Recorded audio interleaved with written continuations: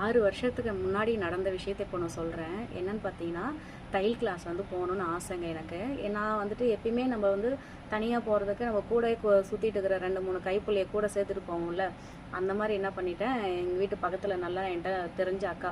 அந்த அக்கா அப்புறம் அவங்களுக்கு தெரிஞ்ச 2 பிள்ளைங்க, கல்யாணம் ஆகாத பிள்ளைங்க படிச்சுட்டு இருந்தாங்க.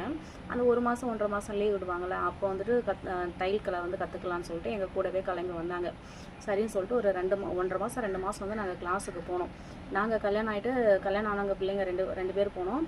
படிக்கிற பிள்ளைங்க 2 பேர் வந்தாங்களோ, அவங்களால வந்துட்டு என்ன பண்ணாங்கன்னா, காலேஜ்லாம் ஓப்பன் பண்ணிட்டதுக்கப்புறம் தையல் கிளாஸ் வந்துட்டு அவங்களால வந்து கவனம் செலுத்த முடியல. இருந்தாலும் ஒரு பிள்ளைக்கு என்னென்னா ரொம்ப ஆர்வம் தையல் கலை கற்றுக்கணுன்னு. நாங்கள் வந்துட்டு கிளாஸுக்கு போயிட்டு வந்து வீட்டில் வந்து ஃப்ரீ டைமில் வெட்டி பார்ப்போம், தச்சு பார்ப்போம்ல. அந்த புள்ள என்ன பண்ணுச்சு, பாதியில் அதனால் விட்டுருச்சு. கிளாஸுக்கு வர முடியல, படிக்கிற வேலையை பார்த்துச்சு. இருந்தாலும் அந்த பிள்ளைக்கு ஆர்வம் தாங்காமல் நாங்கள் வெட்டும்போது வந்து உட்காந்துட்டாக்கா, இந்த சுடிதார் எப்படிக்கா வெட்டணும், இந்த ப்ளவுஸ் எப்படிக்கா வெட்டினேன், எப்படிங்க தைச்சிங்க அப்படின்னு சொல்லி கேள்வி கேட்டுட்டு இருந்தது.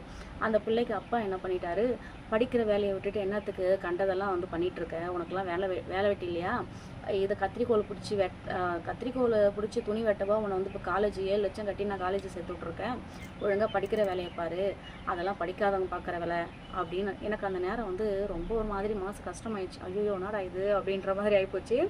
இன்றைக்கி அந்த பிள்ளைக்கு என்ன பண்ணுங்க, கல்யாணம் பண்ணிவிட்டு 2 குழந்தை நான் சொல்கிறது வந்து 7 வருஷம் 6 வருஷத்துக்கு முன்னாடி சொல்கிறேன். இன்றைக்கி அந்த பிள்ளையை கட்டி கொடுத்து 2 பிள்ளை ஆகிட்டு இப்போ அந்த அப்பா, எந்த அப்பா வந்துட்டு இது படித்தவங்க செய்கிற தொழில் இல்லை, படிக்காத பிள்ளைங்க செய்கிற தொழில், நீ ஏன் வந்துட்டு படிக்கிறத விட்டுட்டு தைக்கிறதுக்கு ஆர்வத்தை காட்டுறேன்னு சொல்லி திட்டினார்ல, அந்த அப்பா இப்போ ஃபோன் பண்ணி, நான் வந்து ஒரு 2 வருஷத்துக்கு முன்னாடி வந்து ஆன்லைன் கிளாஸ் வந்துட்டு எடுத்துகிட்டு இருந்தேன். தையல் கிளாஸும் சரி, ஆரி கிளாஸும் சரி. இப்போ ஃபோன் போட்டோம்மா, ஆன்லைன் கிளாஸ்லாம் எடுக்கிறியாம்மா, நம்ம பாப்பா வந்துட்டு வீட்டில் வந்துட்டு சும்மா இருக்காம்மா, அது வந்து ஏதாவது தைக்கணும், அது கை செலவுக்கு காசு வேணும்னு நினைக்கிதம்மா, அதனால் ஆரி எம்ப்ராய்டிங்கும் சரி, துணி தைக்கிற வேலையாக இருந்தாலும் சரி, எதுவாக இருந்தாலும் ஆன்லைனில் சொல்லிக் கொடுத்தா என் பிள்ளைக்கு சொல்லிக் கொடுக்குறியாமான்னு கேட்குறாரு. எது ஞாபகம் இருக்குங்களா? அந்த பிள்ளை அதுக்கு நேர்லேயே போய்ட்டு அழகாக கற்றுட்டு இருந்திருக்காமா.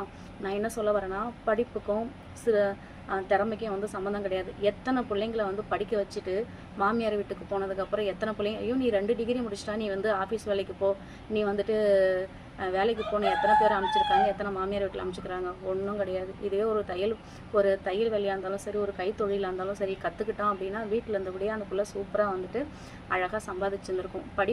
படிப்பு முக்கியம் தான், நான் வேணாம்லாம் சொல்லலை. அதுக்காக வந்துட்டு அடுத்த கைத்தொழிலை, ஒரு சிறு தொழிலை வந்து கற்றுக்கிறது வந்துட்டு வேணான்னு சொல்கிறது எந்த விதத்தில் வந்துட்டு கரெக்டுன்னு எனக்கு தெரியல. படிப்பும் வேணும், பிள்ளைங்களுக்கு வந்து கைத்தொழிலும் கண்டிப்பாக வேணும். அதுவும் டைலரிங் தொழில் கண்டிப்பாக ஒரு பிள்ளைங்களுக்குமே தையல் தொழில் வந்து கண்டிப்பாக தெரிஞ்சிருக்கணும். வீட்டில் இருந்தபடியே கௌரவமாக சம்பாதிக்கலாங்க.